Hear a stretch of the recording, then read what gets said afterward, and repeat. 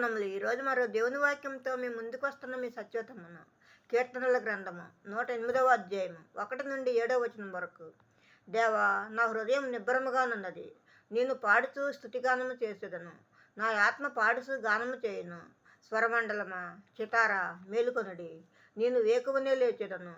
జనుల మధ్య నీకు కృతజ్ఞతాస్తుతులు చెల్లించెదను. ప్రజలలో నిన్ను కీర్తించెదను.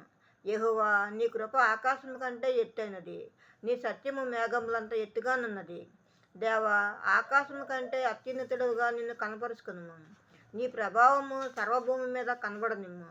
నీ ప్రియులు విమోచింపబడినట్లు నీ కుడి చేతితో నన్ను రక్షించి నాకు ఉత్తరమిమ్ము. తన పరిశుద్ధత తోడని దేవుడు మాట ఇచ్చున్నాడు. నేను ప్రహర్షించదను. ఆమెన్. మరో దేవుని వాక్యంతో రేపు మీ ముందు ఉంటాను. అందరికీ శుభరాత్రి. మన ప్రభువును ప్రియరక్షకుడైన యేసుక్రీస్తు కృప, కాపుదల, రక్షణ, ఆశీర్వాదము మనందరికీ ఇప్పుడు ఎప్పుడు సదాకాలం